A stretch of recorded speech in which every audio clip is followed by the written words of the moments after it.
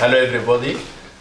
I'm really pleased to chair this session on Khartoum process. Mohamed Abdelsalam, or Dr. Mohamed Abdelsalam, I think he's known to most of you. He's a law professor at Khartoum University, and he really did a lot in Sudan. He established a human rights center for the first time in Khartoum University, and most of the young generation who come here to the UK to study human rights, they're being graduated from the diploma he established and he's teaching in Khartoum.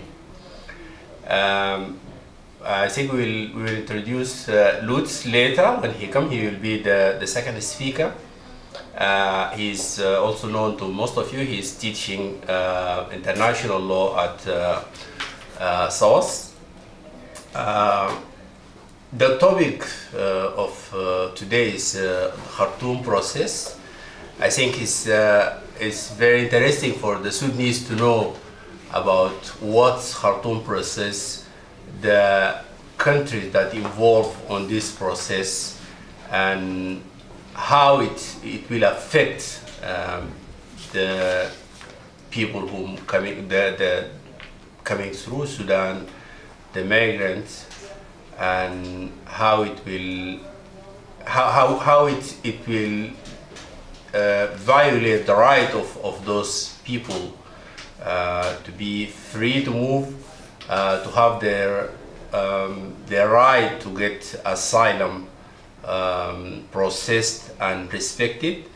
So I think today Mohamed Abdelsalam will tell us about all of these things. I will not go more than just telling you this is what we are gonna hear about today. Thank you, Ali. I'm really pleased to address you today about the Khartoum process. I think many of you have very little idea about the Khartoum process. Mainly this talk is basically focusing on this process, and actually based on a submission made by myself and Professor Lutz related to the relationship between the Horn of Africa countries and the EU. Basically, the main thesis about the Khartoum process is actually an engagement between the EU and some of the Horn of Africa countries, including Sudan. Sudan is the key country in this process, and mainly the Khartoum process is actually a process. It started in 2014. Related to an initiative made by the some European countries related to the control of migration. So when people talk about Khartoum process, mainly talking about an engagement between a Horn of Africa countries, including Sudan, South Sudan, Kenya, Djibouti, Somalia, Ethiopia, and Eritrea. So all these countries actually in the Horn of Africa. Mainly, it is represents an engagement between the Horn of Africa countries and the EU countries, the 38 countries, related to issues about human trafficking and control of illegal migration. The Khartoum process is actually a process that started in 2014 as the ministerial level, and involving discussion related to how to control migration of the Horn of Africa, especially illegal migration, and controlling the routes related to migration from source countries, transit countries, and also to the destination countries. The process actually started in 2014 by engaging the Horn of Africa countries at this ministerial level. One of the main issues is actually how to manage migration, how to control the flow of migrants from the whole of African countries through Sudan. So Sudan is actually a very key country in terms of control of migration, because Sudan is actually a source. Sudan is also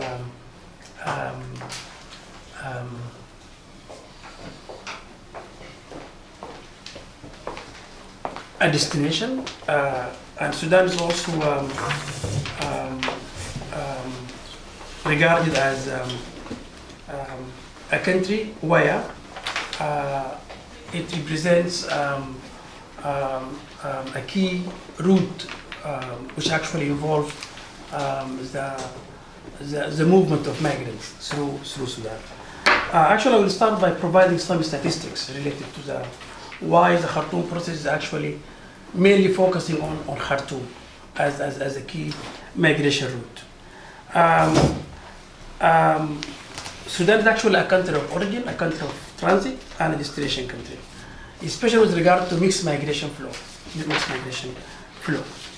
And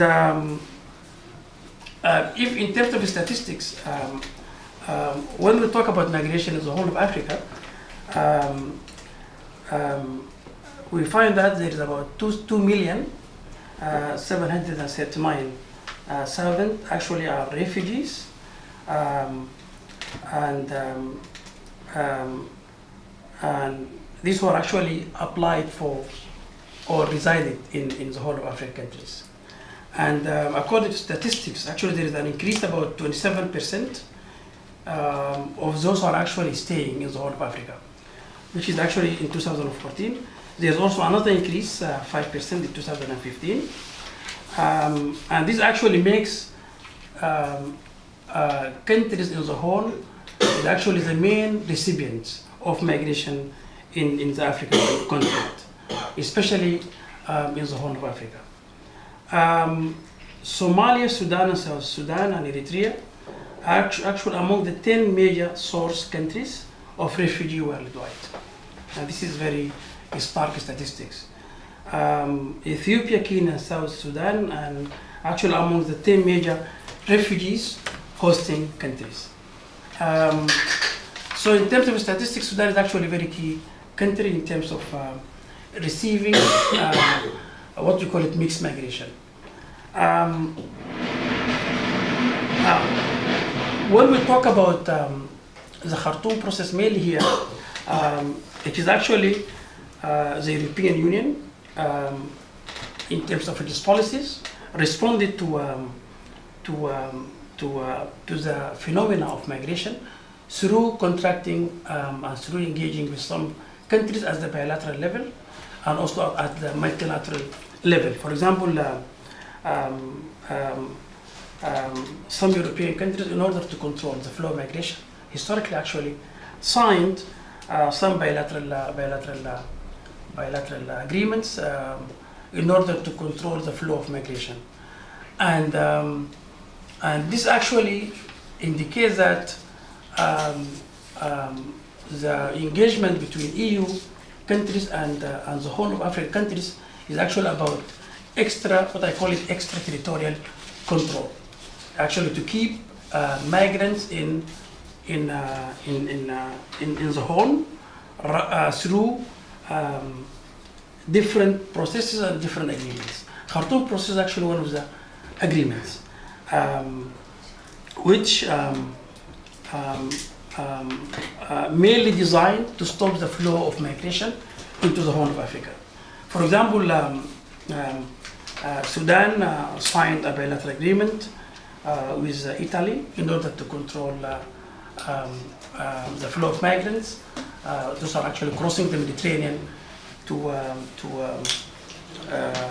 crossing to the Mediterranean countries. Sudan is also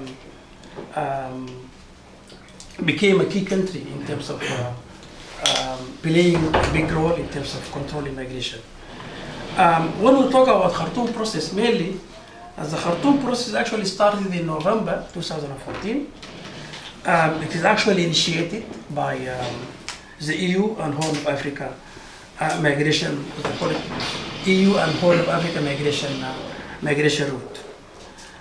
This initiative is actually called the Khartoum process. It is actually a political process, as I mentioned, initiated at the ministerial level, bringing EU countries, member states, and also the African Union. So if you look at the process, actually it's a process focusing on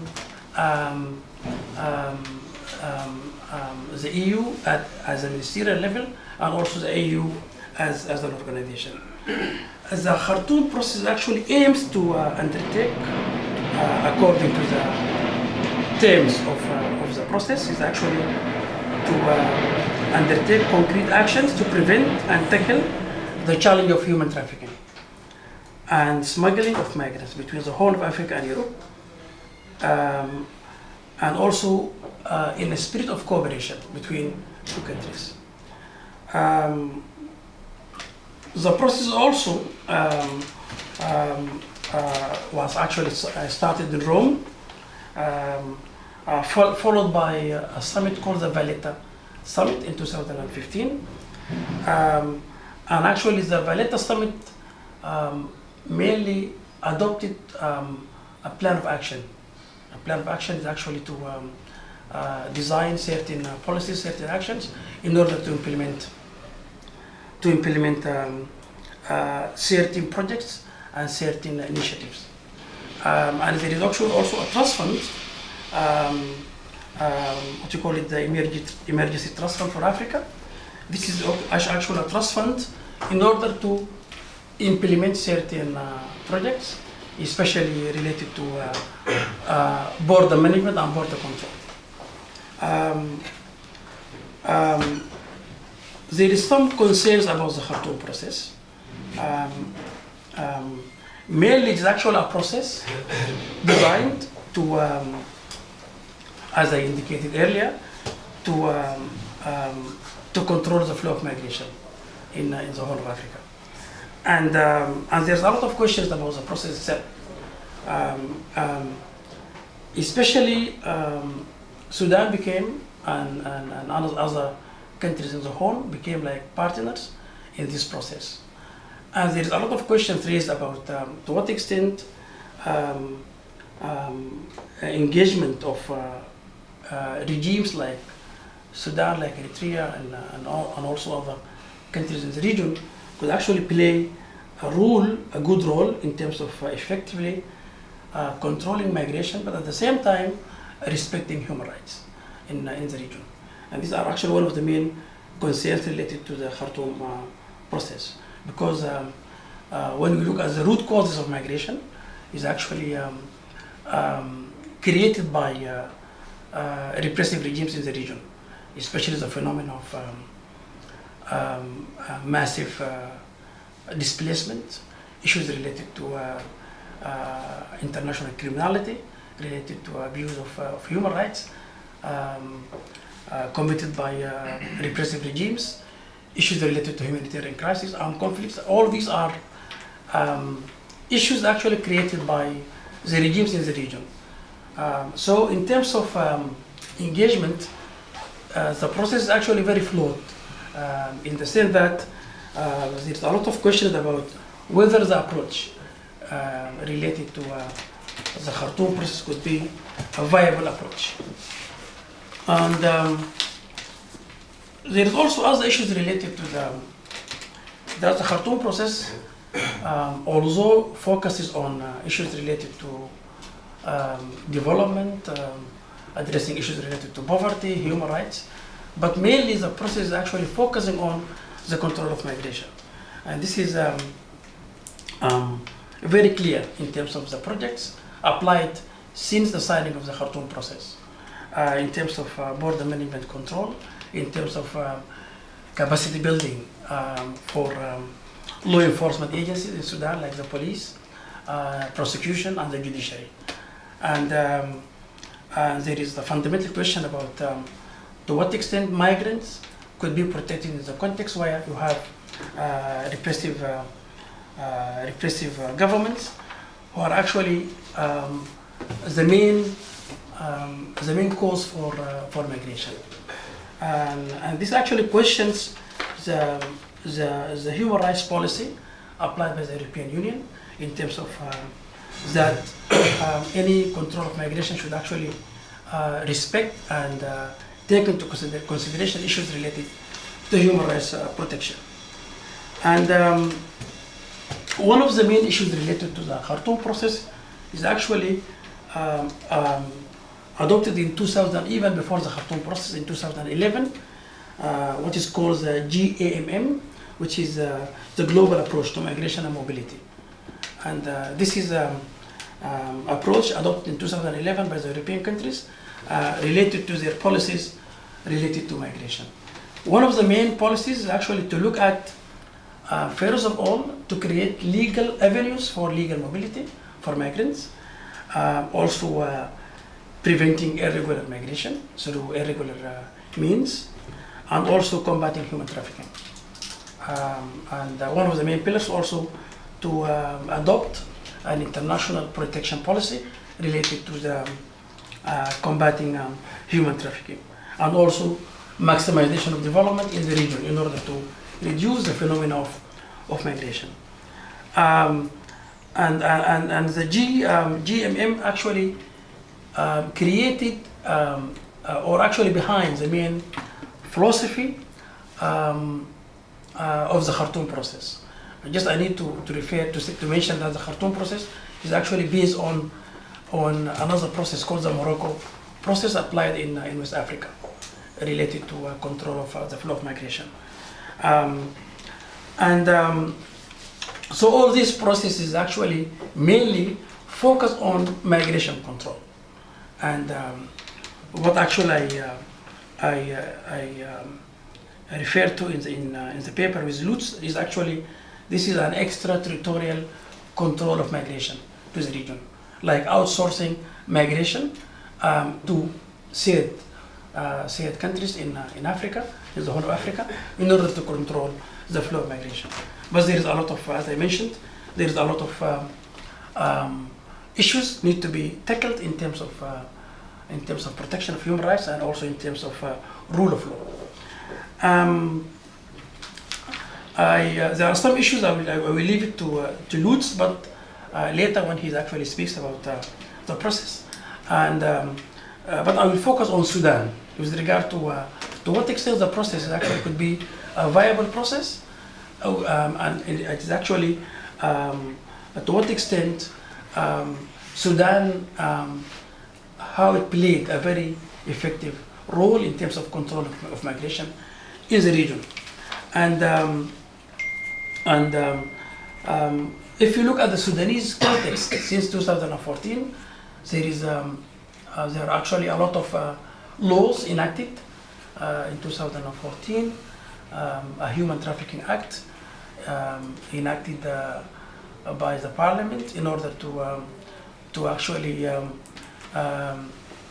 criminalize human trafficking, especially irregular migration coming from the Horn, crossing to Sudan and then to the Mediterranean. And the law is actually based on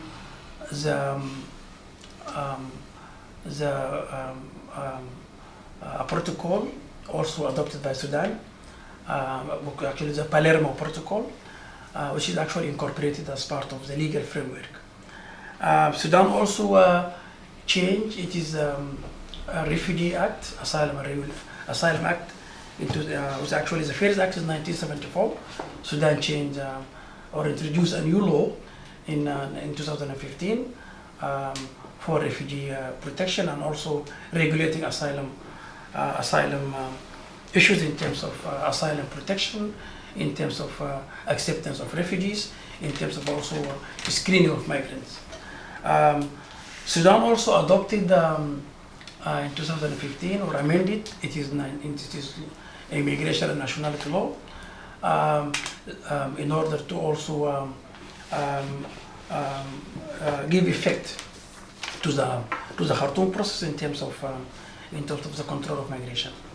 And so all these new legislations actually fall into the direction that the EU and also international agencies actually encourage Sudan to use the opportunity to be part of the global fight against human trafficking and irregular migration. And actually Sudan exploited this opportunity in order to negotiate issues related to sanction regime, for example, in order also to ease the international sanction against Sudan, because now terrorism, migration is actually one of the key cards that played very smartly by Sudan in order to actually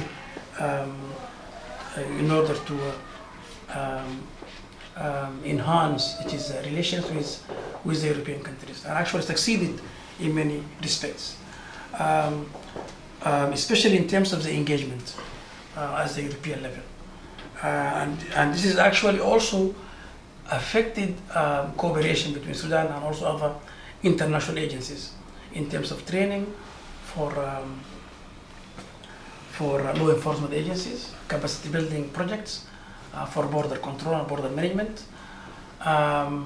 So the Khartoum process is actually used in a very effective manner in order to actually help Sudan government to actually ease the sanction and also to enhance its relationship with the international community. There is also fundamental issues need to be raised about to what extent the Khartoum process is actually could be a viable process in terms of protection of the rights of migrants. At one level, the Khartoum process actually aims to control irregular migration, but at the same level, the process actually could actually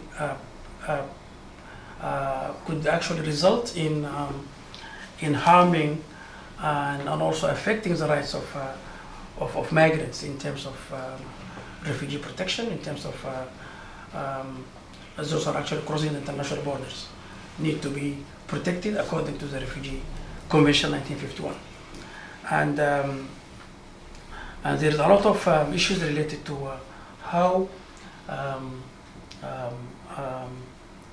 the government attracted a lot of funds, especially there is actually a lot of funding earmarked for the process in order to enhance the capacity of law enforcement agencies. I think I will stop here, and then I will give the floor for Lutz to if you can add any about the Khartoum process, and then I will respond to any questions later. Thank you. Thank you, Mohamed, very much. You gave us 10 minutes of your time. That's very generous, of course. Actually, we planned first to start with Lutz to give a detailed introduction about what is Khartoum process itself, but I don't know what happened. We changed the plan to start with Mohamed at the last minute. I also forgot to mention some regulations. I see Ari is laughing now because I always do that. She asked me to announce that there's the door for emergency is the same way we came in, and also if you please don't take any photos. This one of the open SIM regulations, and the third. Here is a bus and bathroom port. Yeah, there is a pass. There is a toilet here, but there is also a code for that to use. I think you have to ask Eric for that. It's on the board. Yeah, and we will now Lutz will start. I think he will finish by 6:35, and then we will open the floor for discussion. So if you make notes for what Mohamed presented to you. You can keep that question until we hear from Lutz. All right. Thank you. We already introduced you, by the way. All right. But you can. Thank you. No, that's fine. Apologies for my late arrival, but I've already been punished by coming second. So Mohamed had a big bite at talking about the Khartoum process, and given that this really coming out of joint research we've been doing, there is a measure of overlap in what we plan to present. So I try to keep it very focused on some of the additional points, and maybe we'll go into a bit more depth about some of the issues that Mohamed hasn't covered in greater detail. And perhaps a good starting point would be to look at the key concerns of the Khartoum process. But before I do that, because one of the concerns is sort of a lack of transparency of the Khartoum process, I wonder, before you came here this evening, how much did you really know about the Khartoum process? Would you have said, I'm fairly familiar with the Khartoum process, with what it's all about, at least roughly? No, not really. So I think that is quite telling, because as I said, one of the key concerns has been the lack of transparency, and now there is a website of the Khartoum process that has been up and running for the last half year, but unfortunately when Mohamed and I were doing our research, that wasn't available. And I can tell you, it's not an easy thing to find out more about the Khartoum process, because the materials are not necessarily very accessible. And also, as you will have heard in some of the terms used by Mohamed, there is plenty of jargon, EU jargon in terms of the terminology used. And of course, the Khartoum process is part of a much broader development of what is called EU external action. And that harks back to certainly the 2000s. And there have been a number of initiatives by the EU to what they call manage migration. They called it illegal migration to begin with. But that was heavily criticized. Now it's called irregular migration. Sometimes they still slip into the illegal mode, but the terminology is usually managing irregular migration. And the key focus of the Khartoum process is sort of combating trafficking and smuggling. So here you have sort of a menu of policies that have developed over quite some time for Africa as a whole. And then you also have specific policies on the Horn of Africa. And some of them have also changed recently. So I think maybe the best way of looking at the Khartoum process is that it's one of the many doors in a much bigger Russian door. And so you have to work your way through it to understand how it fits in. And I think that matters a lot, because there is a certain logic about the Khartoum process. As Mohamed already mentioned, it's a policy dialogue at the ministerial level, so it's a really sort of top-down, state-centric, if you like, technocratic model of approaching the issue of migration. And of course, if we look at migration within and from the Horn of Africa, I think it's very clear that there are a number of root causes, and a number of the issues in that regard are really of long-standing concern.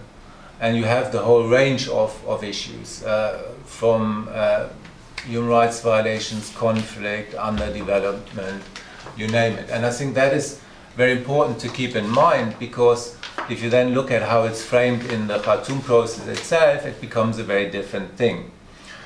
Now, we've heard about the Khartoum process starting in 2014, Valletta Plan of Action, EU Emergency Trust Fund, so a lot of money has been pumped into that process.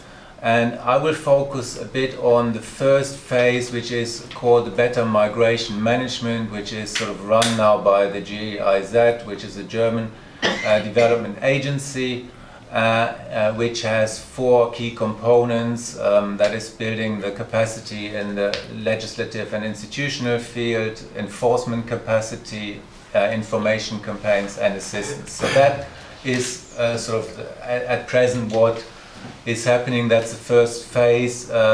It's not very clear what actual steps have been taken, but money has been allocated for that. There was talk, some of you may remember that, of funding the building of detention centers along the border. Then there was a big outcry about that. That seems to have been shelved now, that there won't be any money for that. But Sudan has requested a lot of equipment, including airplanes, which I think has been rejected for border management purposes. So it's quite broad in that sense. Now, you can imagine, because of the human rights implications of the Khartoum process, there is a lot of demand from those concerned, both within Sudan but also in the region and here in Western countries, to know more about the Khartoum process. And that has been really lacking. So there is a lot of procedural concerns. So if you look at the Khartoum process in terms of, well, good governance, how do you run a proper project program of this nature? A lot of the key, if you like, components are really not there as they should be. So as I said, there's no clear transparency about the process. Now there is a website, but there is limited information in the public what it's about, and the information shared is very much policy jargon.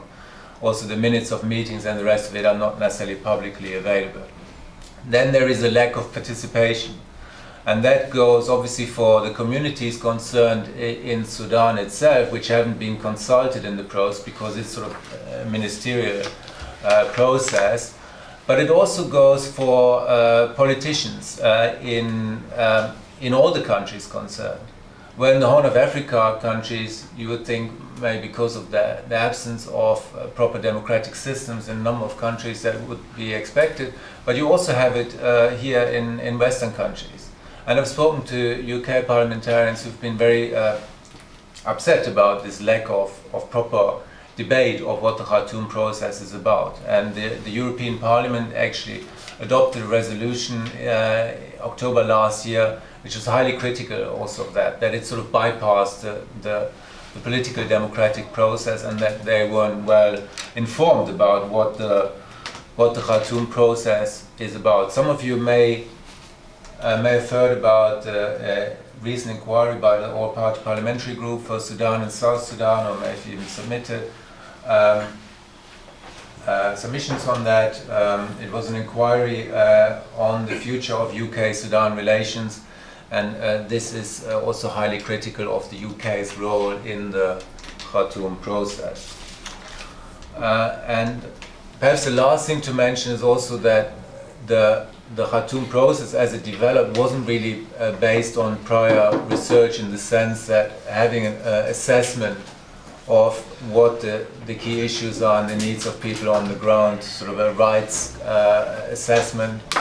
So that is now underway, but as part of the EU Emergency Trust Fund, which looks at migration more broadly. So there's no specific mechanism in place to look at what are the key issues as understood by the actors on the ground, and there's also no proper system of monitoring in place also in terms of accountability for the actors concerned yet. Now in terms of the substantive concerns, the key point that Mohamed has already mentioned is really the assumption that countries such as Sudan are reliable actors in implementing projects of this kind.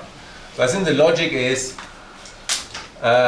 we can work with countries such as Sudan on the ministerial level. We use our mutual expertise. We help Sudan, the relevant agency, to build their capacity. we will have legislative reforms, we will have institutional reforms, and then we'll provide them with equipment, and then they will comply with the rights, and will ensure that trafficking is stopped, that no one is smuggled, and that proper systems of criminal justice are in place for the traffickers themselves. Now, that's a big ask in a country that has well-known rule of law problems and shortcomings in the criminal justice system. So even at the best of time, I think that the working assumption here has to be questioned. And it becomes even more questionable if you look at some of the key elements of the Khartoum process, the way it works in practice. And the one issue that I think has attracted most concern so far is the role of the rapid support forces. And there has been a recent report called Border Control from Hell, which was written by Suleiman Baldo.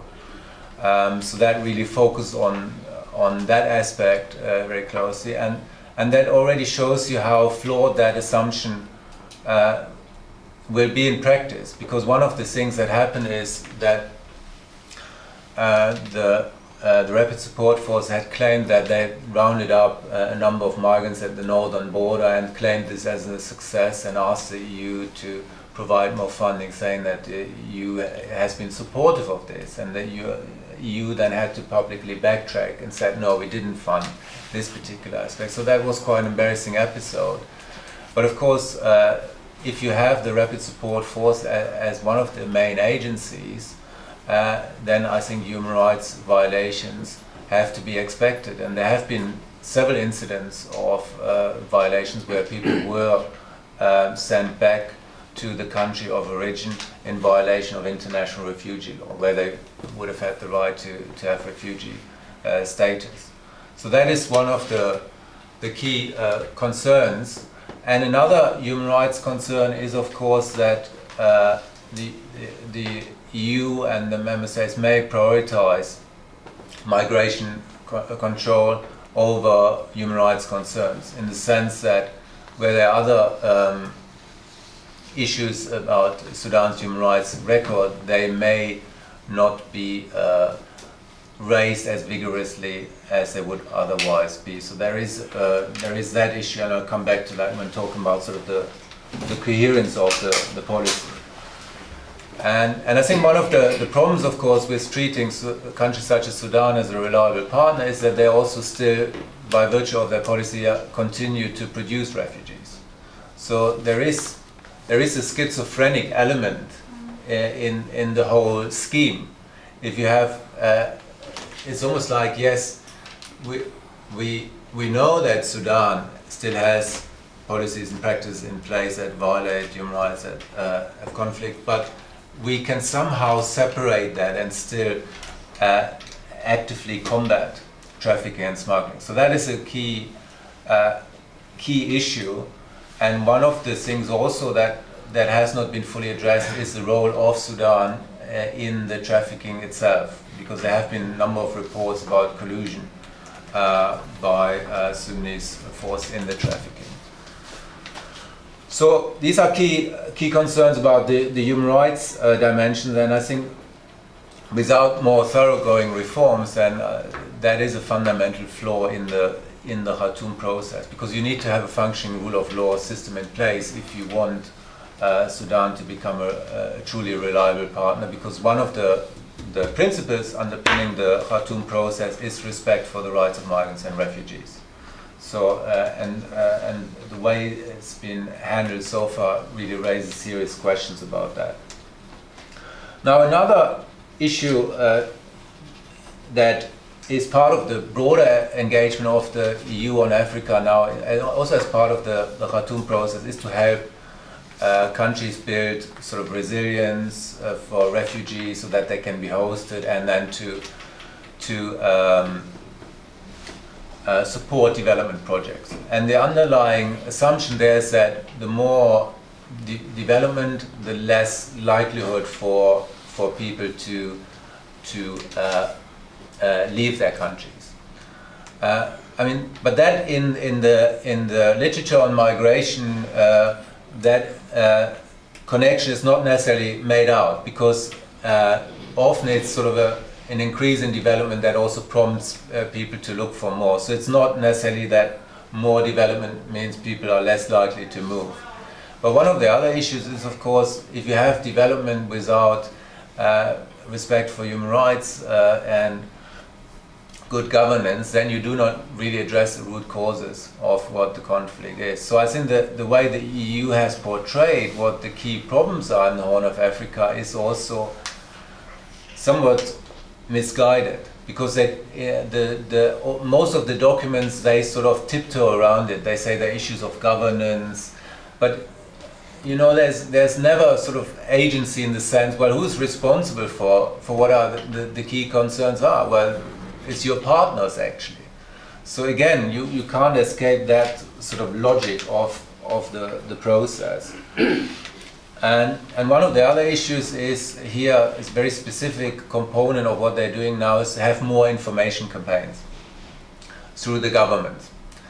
Now, obviously, the question is, well, if the government of Sudan then runs, and the relevant ministries run information campaigns not to leave the countries, well, how persuasive will they be given the circumstances we know on the ground? I mean, is that a reliable communicator? And also, if people want to leave for other reasons, well, what can the government do through information campaigns to persuade them otherwise? So again, it's highly questionable. And one of the big problems with the approach is, of course, that African countries in particular, so not only in the Horn of Africa, but also as part of the Rabat process in West Africa, have been pushing the EU for a long time to facilitate migration to the EU as well. And that aspect is there in the Khartoum process, but has been downplayed. And of course, global inequalities, EU policies are also part of the problem. So in a way, one would think this is an ideal opportunity also to facilitate more exchange, having more student visas, more researcher visas for people from the Horn of Africa. Again, that was very much highlighted in the report in the UK, but given the current sort of policy on immigration on the part of the UK, you can see that there is limited appetite for that. But again, that makes the Khartoum process decidedly lopsided. So that is another area of concern, and even further, there's a number of people working in the field of asylum law who are seriously concerned that now there is an additional logic behind the Khartoum process to say, well, the countries are reliable, there is more respect for refugee and migration law, therefore you can now return safely to your country of origin. And that has already started happening. There are bilateral agreements. Mohamed mentioned Italy, Sudan one, and the issue of return and reintegration is also part of the Khartoum process. So it has a number of broader ramifications.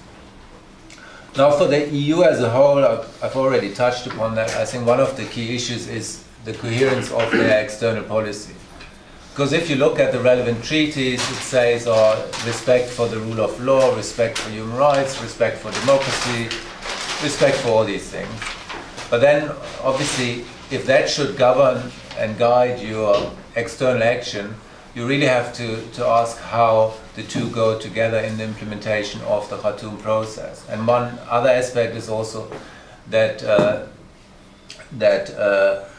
one should not engage with those who are targeted by the International Criminal Court. So again, we know that there are several Sudanese officials. I don't need to mention names, but they have arrest warrants pending against them. So again, to what degree is it appropriate to engage with governments several of whose representatives are actually sought by the International Criminal Court? So again, it raised a number of questions about the coherence of the EU policy in that regard. Now, I really think, given also the number of criticism which also the government of UK in the Freedom of Information request that has become public, they acknowledge that there are all these concerns raised again and again by NGOs and others. I think the whole Khartoum process model is really flawed. You cannot turn these issues into sort of a technocratic project run at the ministerial level without having a more holistic approach, bringing the key actors in and sidelining all those who should play a major role, and that includes also the relevant international organizations such as the UN High Commissioner for Refugees and others.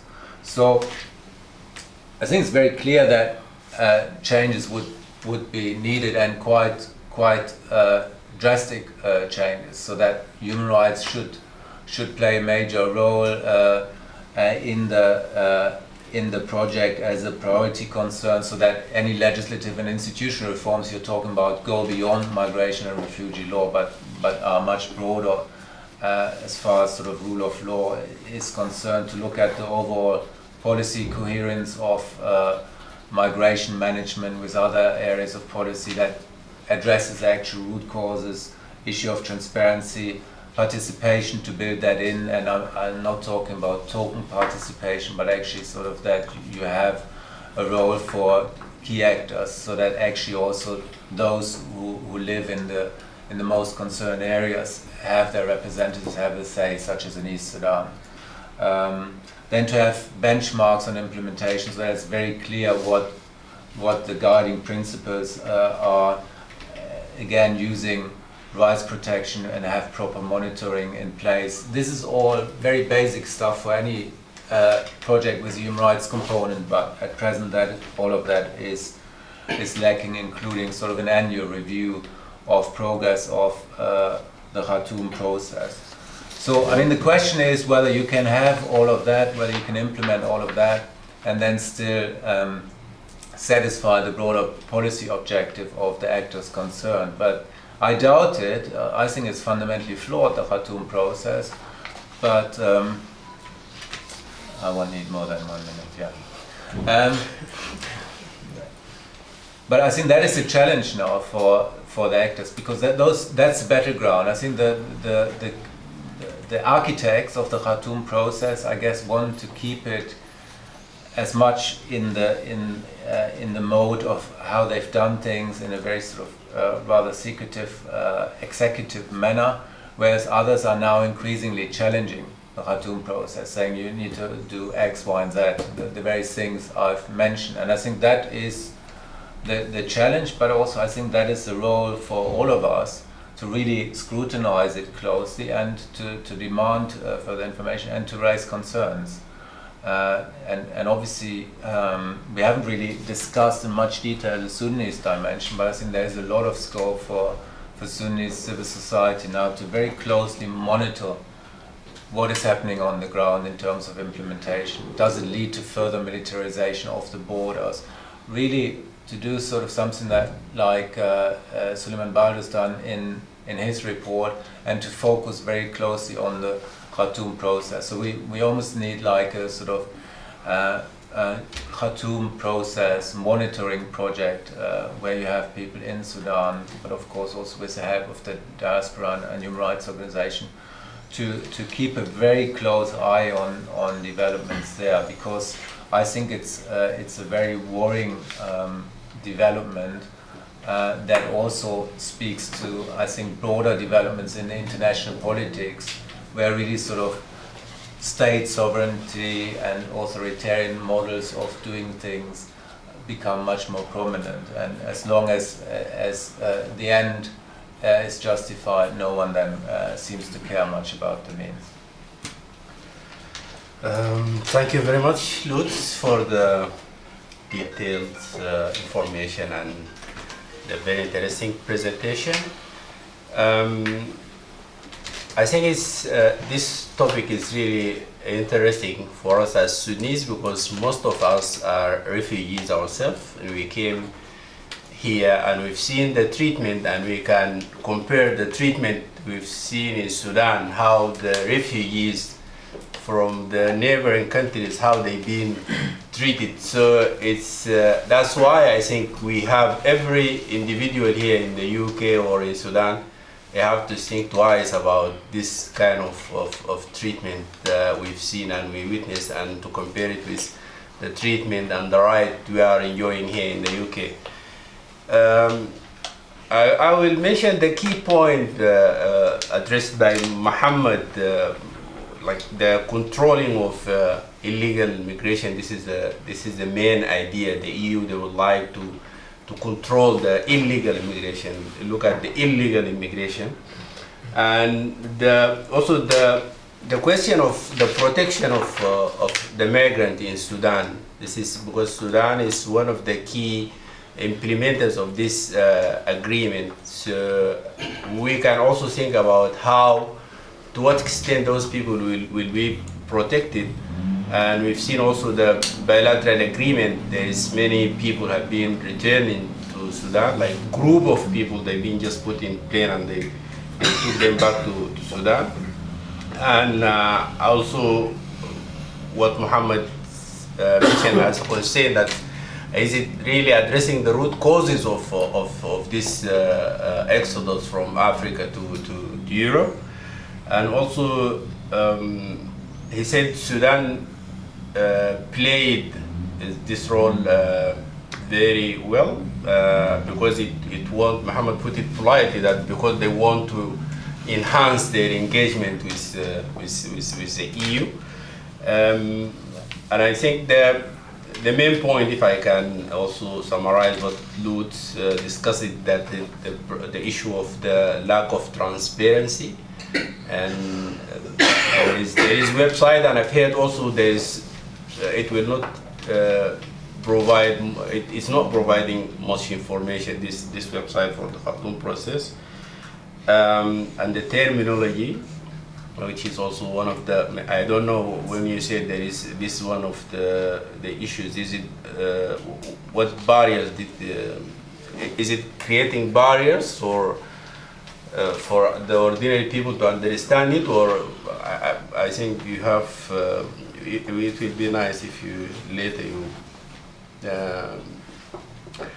and elaborate. Yeah, and also the question of Sudan relied on as one of the main countries that it should implement this among the countries, and then the question of is it country that maintaining rule of law and respecting human rights and of the Sudanese themselves before being helpful and welcoming for others coming from outside.